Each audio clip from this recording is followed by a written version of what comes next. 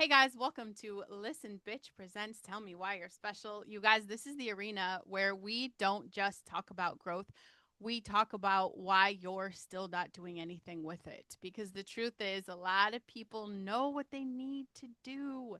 And they've read the books, they've listened to the podcast, they've had the realizations, and then nothing changes. Same patterns, same excuses, same loops, and at some point, it's not confusion anymore. It's you're just avoiding. You're avoiding your potential, and God doesn't keep revealing things to you so you can ignore them. He expects the movement. So, if you've been aware but you're not taking action, this conversation is going to speak to you. I'm super excited for my guest today. Her energy is contagious. I could just tell you right now. Um, her name is Lizzie Siegel. She is a coach who doesn't help you understand your patterns. She helps you stop hiding from them. Lizzie, thank you so much for coming into the hot seat today. I launch everybody from the same question, which she already got. She already got some questions, but this is the show questions. I want your elevator pitch. Who are you? What do you do? What makes you special, darling? Thank you so much for the question. Thank you for having me. Hmm. I am Lizzie Siegel, and I am a resource and reality architect and a global grid worker. What makes me special is me. I get to be here in this human form, living the life that I truly always dreamed of. We get to create our reality. And I came in remembering that, and I forgot as per the agreement for quite a long time. And I had the beautiful blessing of waking up in this life to remember that.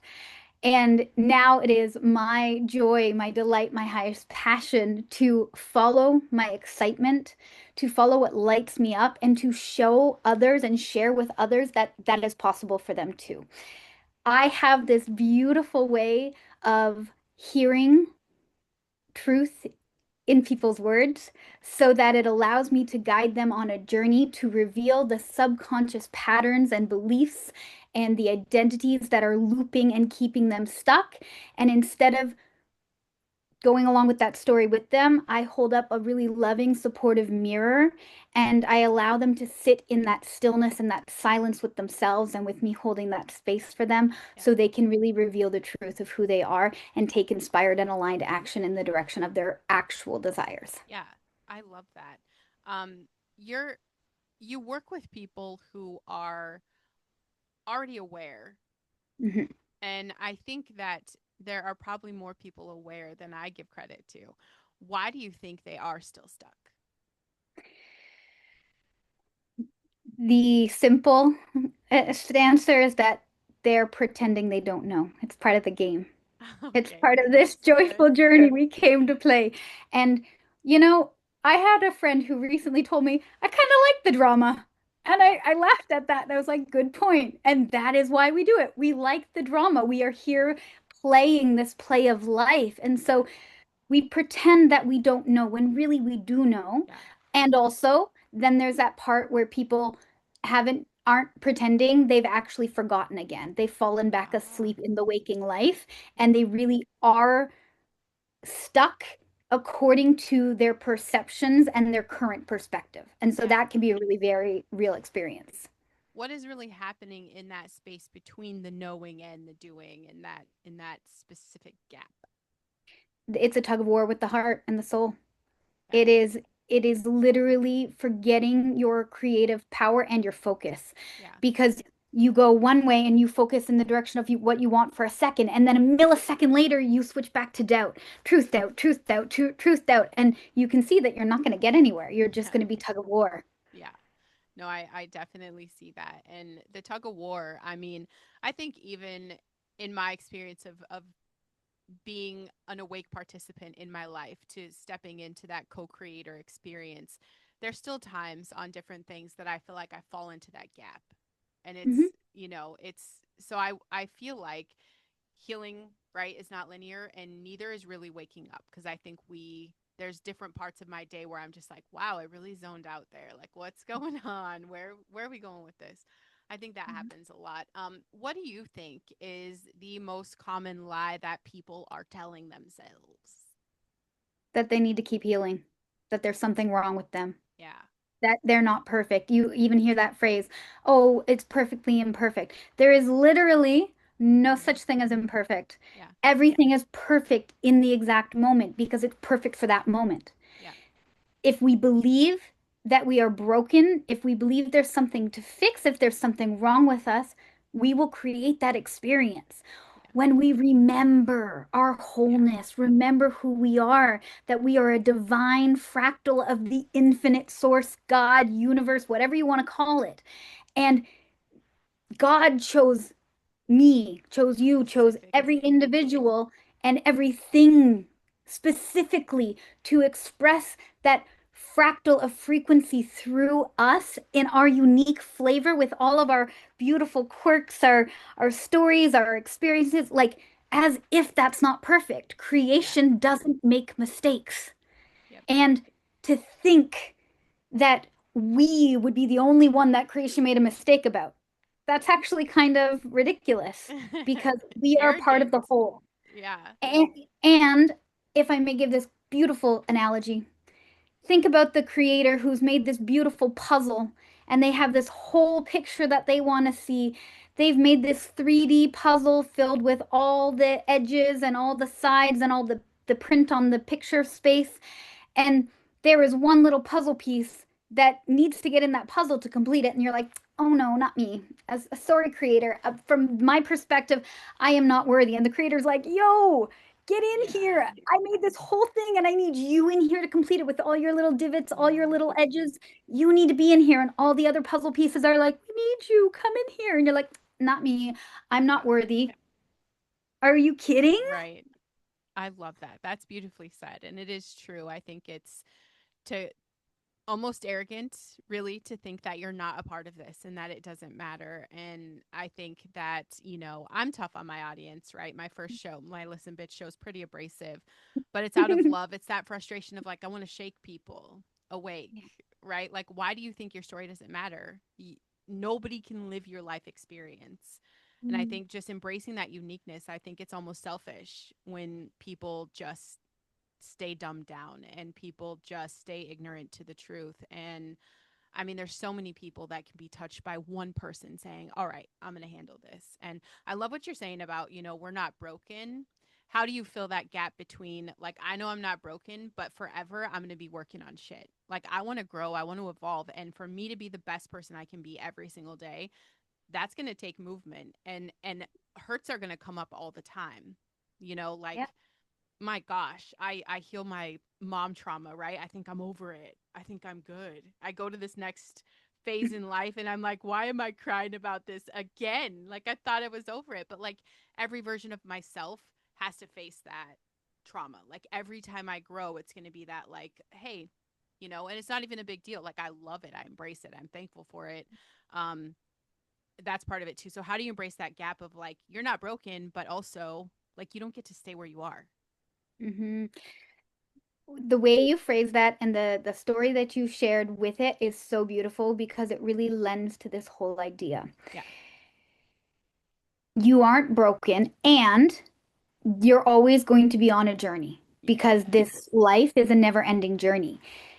When we can shift, that expression exists for a reason. When we change the way we look at things, the things that we look at change. Yeah. And if anybody keeps creating an experience in their reality that they're like, I thought I dealt with this, I thought I handled it, and it's showing up in the next level. So I love to think of life as a video game, and when you get to the next level, it's inclusive. There's more of the same bad guys. There's more of the Hmm. same tricks. There's more of the same. I don't really play that many video games, but you get the idea. Yeah. Where there's another boss to beat. And that boss will have flavors of the last boss because you have mastered that level and you already know how to beat that. However, if you keep saying like seeing the same thing, then what it's really pointing at as you actually haven't gotten to the subconscious root or the heart of the matter. And there is still something within you asking to really be illuminated and integrated. There is a shadow aspect that hasn't yet seen the light because that's why we keep recreating it until we receive that healing Hmm. on it, meaning we integrate it into the whole and we realize it was never a bad part, so we don't need to keep battling it because there's Mm-hmm. nothing wrong with it. And it gets to exist. And that's when we actually stop seeing that same trauma show up, or that same shadow show up, or that same pattern. We Yeah. know a pattern is gone. We know a trauma, a stress, an experience has finally been released when we no longer interact with it in our reality. Yeah. And that's the true knowingness of how this game works because it's a reflection of what's going on in here. It shows us beautifully. Yeah. I love that. I love the way you said that. What is taking full responsibility actually require? Oh, so the first thing, and I think the thing that most people actually miss is grace. Mm, And that grace applies to everybody, including you. If we do not have grace and compassion for the self, we're not truly being graceful or compassionate or mm-hmm. gracious. Graciousness means considering the self. It means having the same consideration for everybody else as we do for ourselves and vice versa. Mm-hmm. So if we still have shame, we do not have grace. And when we can allow ourselves to experience grace that is freely given to all beings everywhere through all timelines, dimensions, and planes of existence, then that allows us to dissolve the idea, even the concept of limitation. And we actually see the limitations that we once perceived to be a bad thing as the launch pads for our liberation, because it's that edge that we brush up against, and we get to move now beyond it because we've dissolved it. So having grace for the self. Yeah, I love that. And absolutely enough people do not have grace for themselves. Where are you seeing people try to hack the look for the cheat code where they're trying to bypass real change? uh, it's in this idea of responsibility, but really what it is another layer of shame, blame, judgment, guilt, doubt. They have very it's like wearing a mask. It's Mm-hmm. like spirituality dressed up in a toga with some kind of mask on, saying, I've taken full responsibility for my life, but you haven't really, because now you're just blaming, shaming, and judging yourself. So again, you're not extending that grace and compassion to yourself. You're saying, okay, it's all on me. I've taken all this on, but it's not all on you. Mm-hmm. There's the universe and universal forces to support you, and it's not meant to be all on you. That's why we do healing in relationships, because we can be fine and untouched and untriggered by the self, Mm-hmm. but until we get into a situation where there is an outside force, outside, you know what I mean, Yeah. another that we're interacting with, that's when we see, oh, really, have I managed this? Have I navigated it? And then we can go back into blaming or victiming or whatever that is. So taking real ownership, responsibility, meaning the ability to respond, Mm-hmm. not having to take everything on yourself and now it's all on you. Very different frequencies, Yeah. same words, distortions, and it's things that we've been conditioned to believe are what they mean, but it's Mm-hmm. not really what they mean at their essence. And the English language is fascinating when we break words down into their essence, like, for example, belonging. Mm-hmm. It is the longingness to simply be. Be.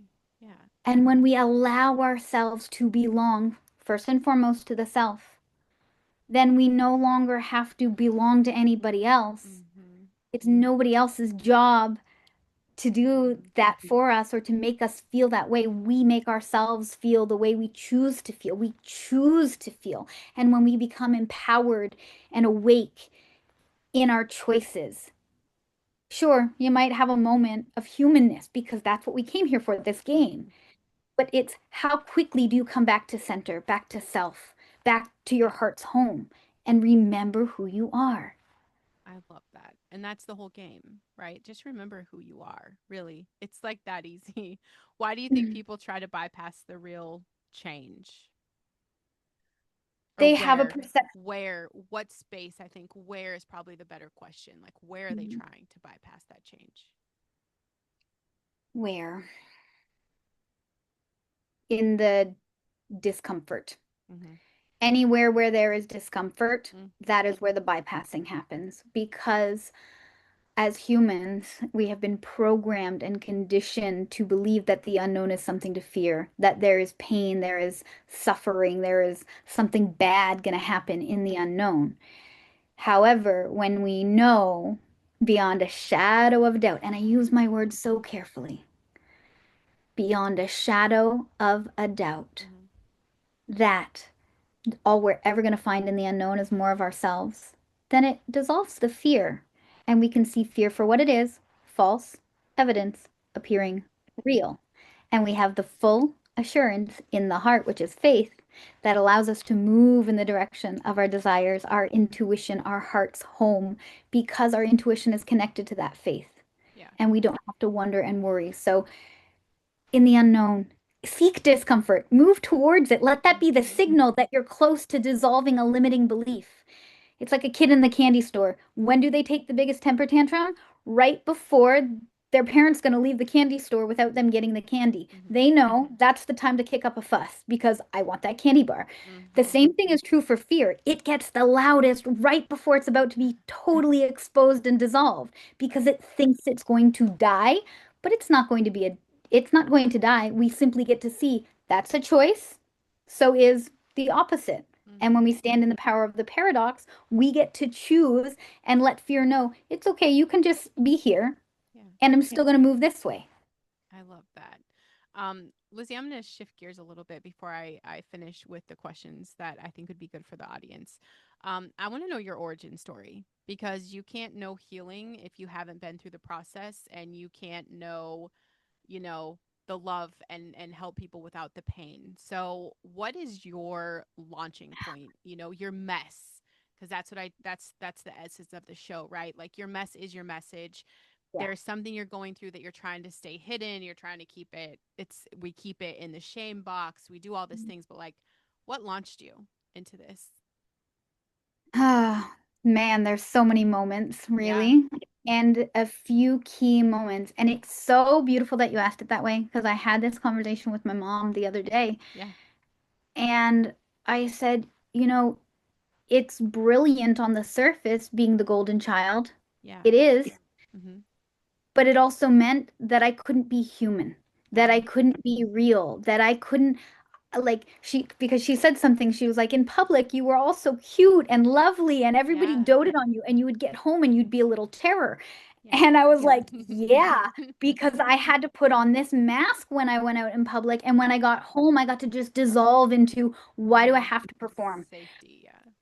And there were so many moments along the way, but a lot of it was and this is a part of my story I dare I say, don't think I've actually ever shared. I used to have so much bottled up emotion and not have anybody to share it with or say Mm-hmm. it to, that I would inflict that pain on myself Yeah. because I couldn't put more on other people because Mm-hmm. they had other stuff to manage. And so I had to navigate me and I didn't know how to navigate me. So I would self-harm. I would be really terrible to myself. There were so many really challenging things that I did, and I thought it was all my fault, the stuff that was going on in my life. Um, and my parents had a really messy divorce, and I blamed myself for so much of it.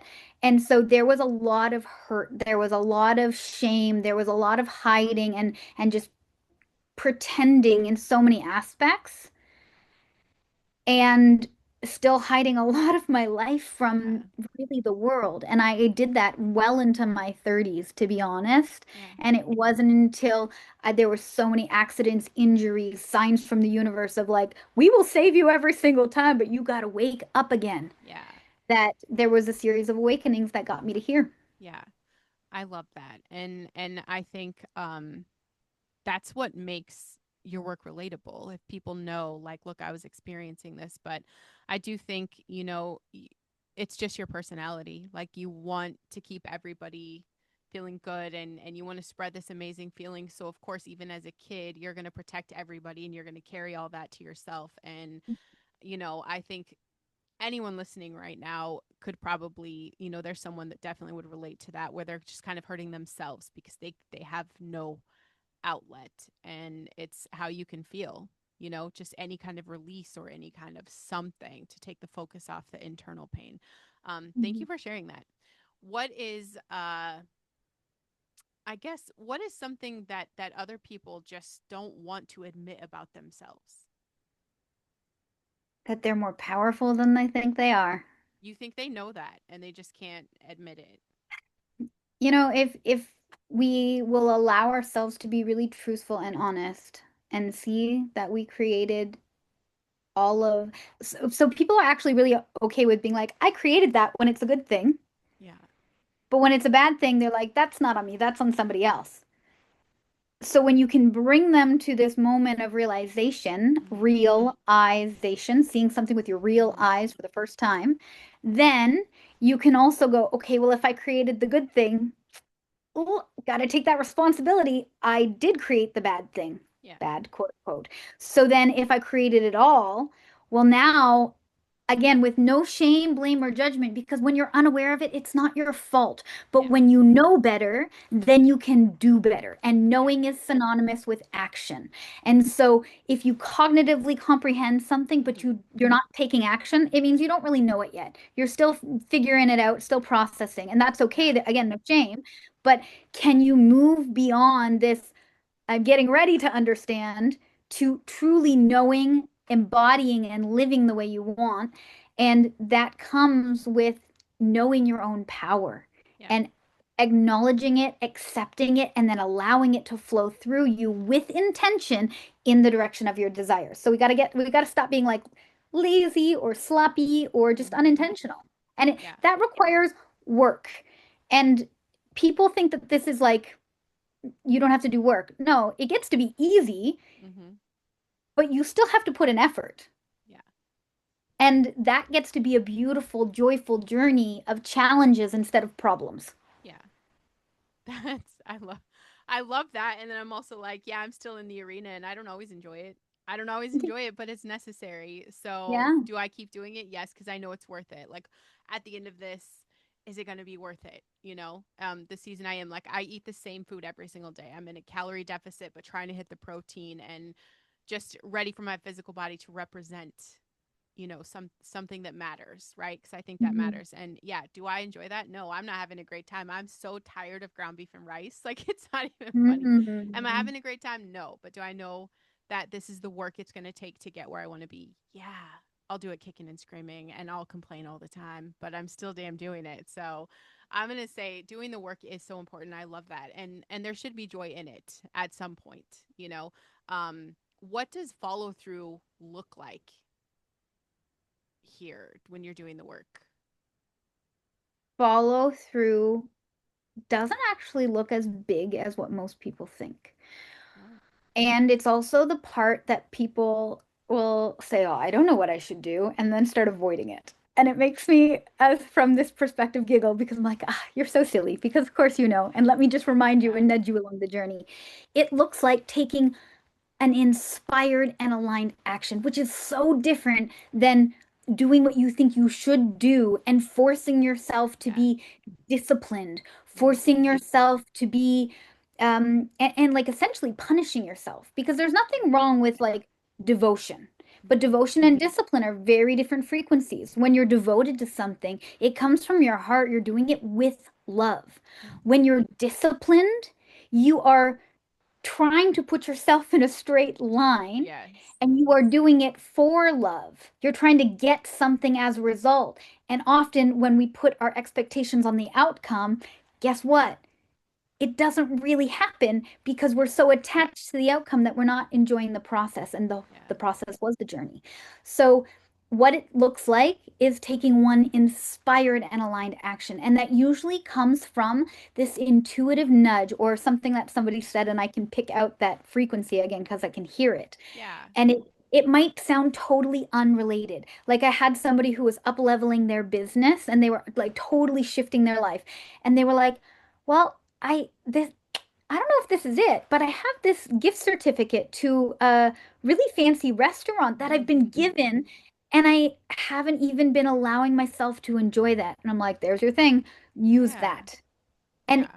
that set off and so the first step was her actually phoning to make the reservation. Well, talking to her husband, phoning to make the Yeah. reservation, and then going. And I reminded her there might be something that comes up in the in between where it's like, ooh, you should probably do this instead of go. It is so important that you follow through and you go to that restaurant and that you Yeah. go and you have the experience because it will shift your frequency.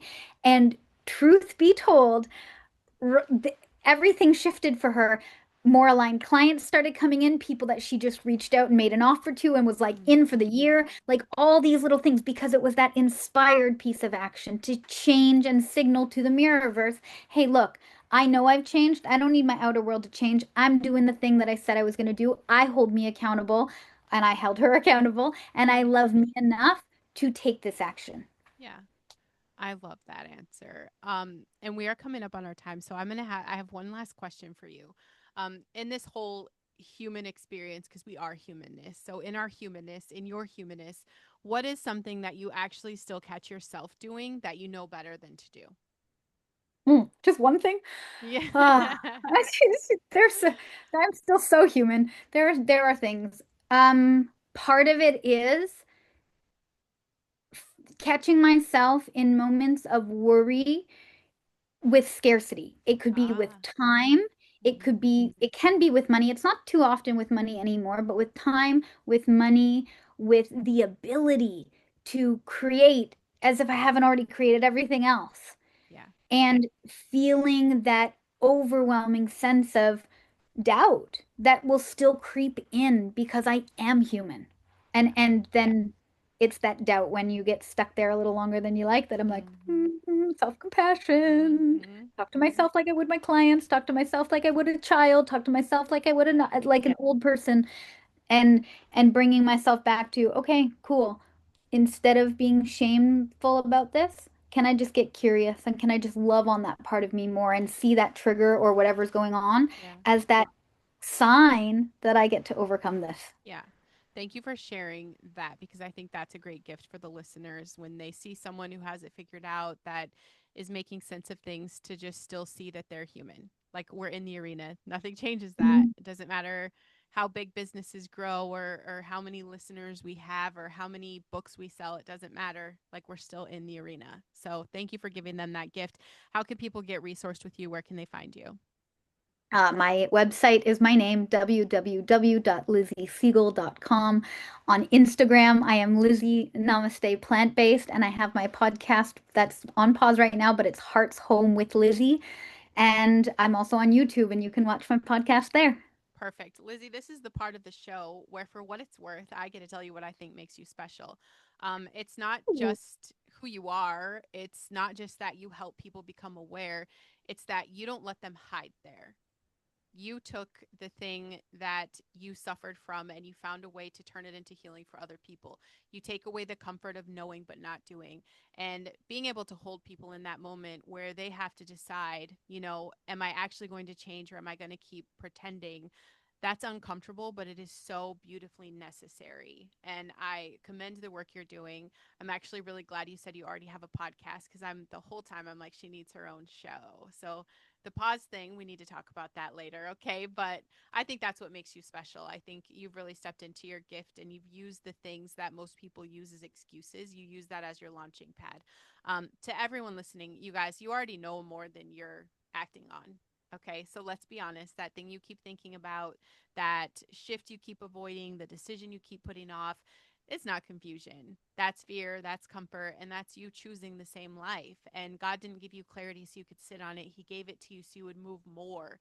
So I'm saying just get radically honest with yourself about one thing today and remember that your mess is your message, okay? Even the patterns, even the avoidance, even the times you knew better and didn't do it, that's where your authority gets built. If this episode spoke to you, there, please share the show. Okay, leave a review. Make sure you share it out though. It's a very selfless thing because you know someone that Lizzie will never be able to reach that really needs to hear her message today. So, whether or not it resonated with you, let's make sure that everybody has a chance to hear it. And we need your help to do that. And if you guys are ready for the hot seat, come tell me why you're special. Lizzie, thank you for your time. This was a great conversation. Thank you so much for having me, and Of thank you course. for those kind words that Of course. my heart.